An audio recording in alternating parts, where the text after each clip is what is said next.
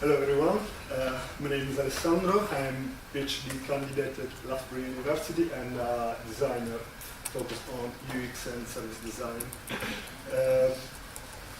On March 2016, I had the chance to co-organize a workshop on user experience and consent at Digital Catapult along with Mark Lizar, who is leading the Real Consent project. And the focus of that workshop was about user experience and consent. And the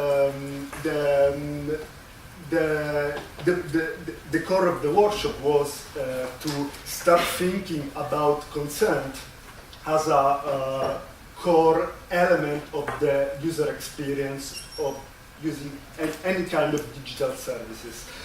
And with the help of the other two co-organizers, I borrowed some tools from the service design field, and I sketched what has been called the consent journey map.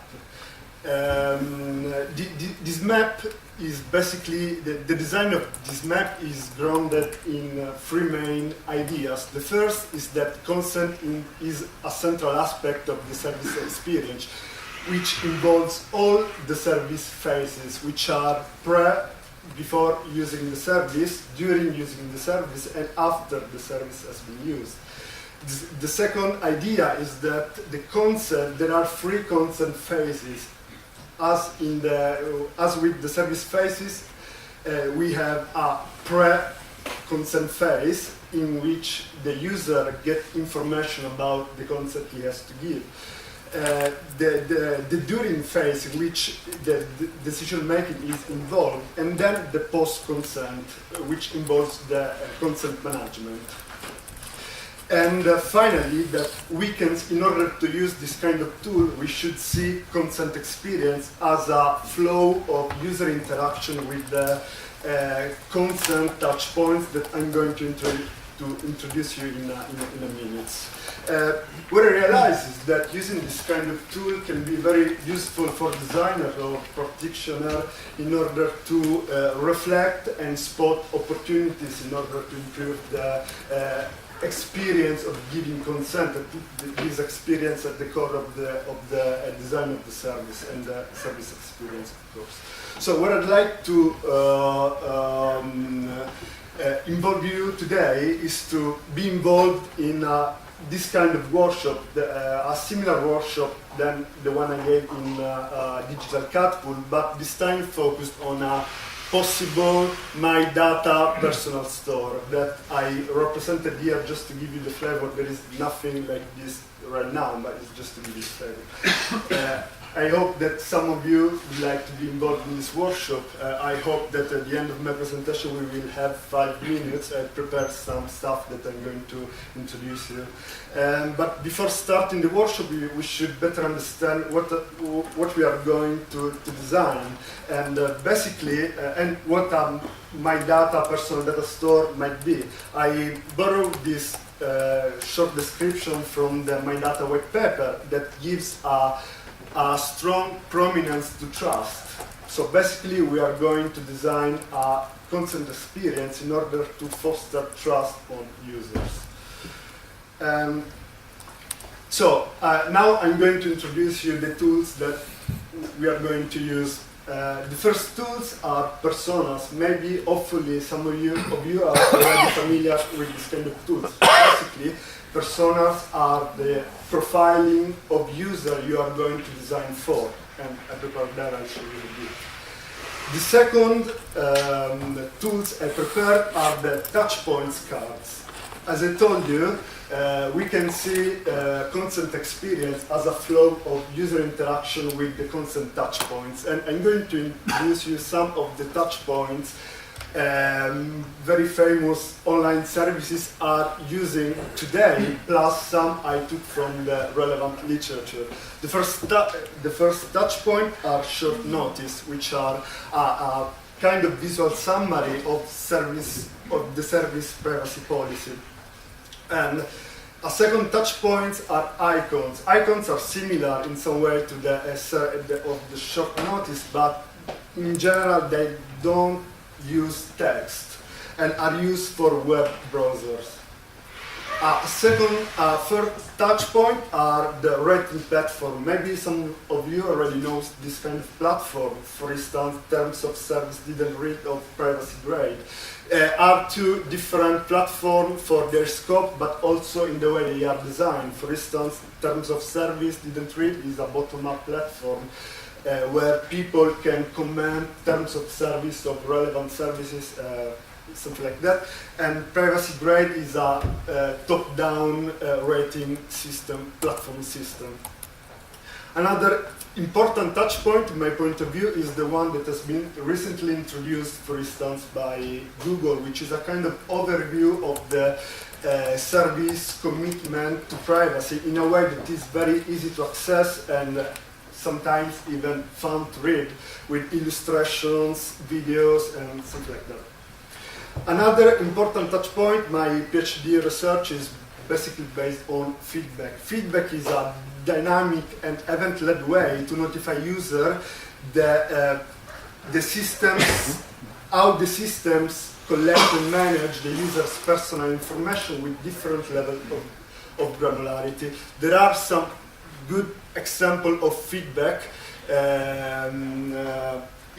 right now. For instance, if you use glossary, you can see the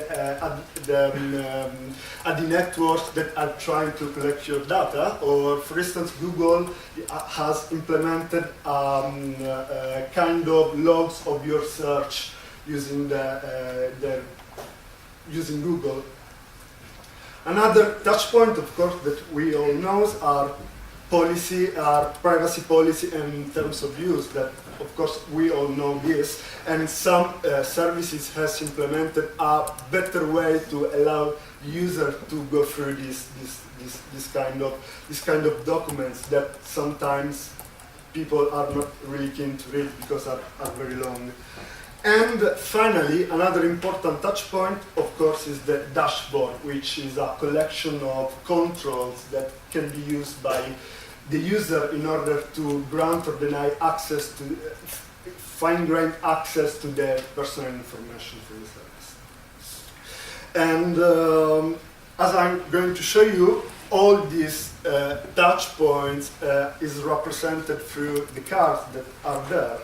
And plus, I hope that using the canvas during this workshop, you will realize that some touch points are currently missing, so you can design your own using this card, which is basically an empty one in which you can sketch your own touch point, your own tool, in order to improve the user experience.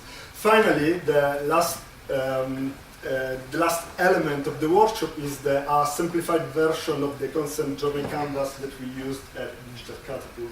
And it has 5 main entries. The first one are the service phases, in which you can link the touch points to the relevant phase of the service. So before, while using the service, and after the service has been used.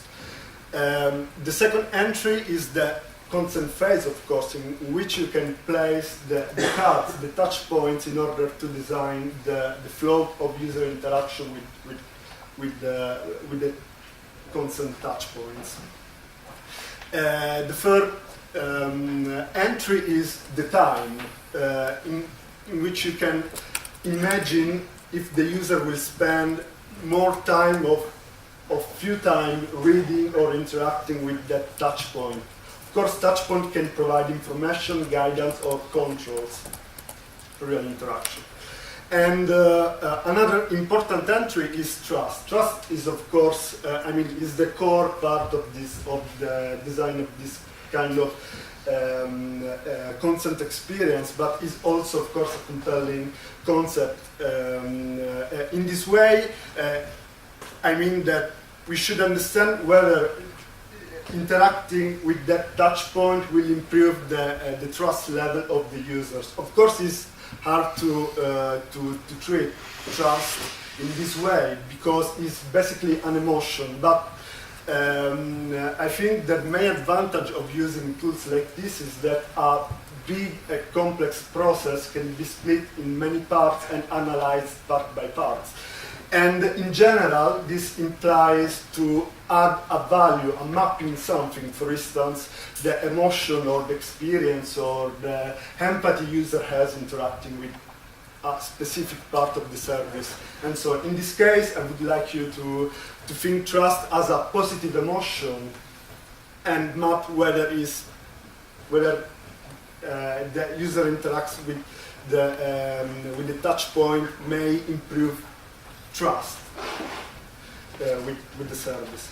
And finally, the last entry is a description of what the user is looking for, interacting or go through the touch point. This is, of course, a very important task, because if you do carefully this task, you can literally start shaping the tool in order to match the user expectation and improve their experience. So, okay, so I hope that some of you are maybe interested in doing this workshop now. This activity, we should have 9 minutes. Probably is not enough to do the whole workshop and present the outcomes, but maybe some of you might be interested in doing the workshop. And I prepared the material there. The problem is that, unfortunately, I prepared the material just for 3 groups, so maybe you can form bigger groups and start using the tools.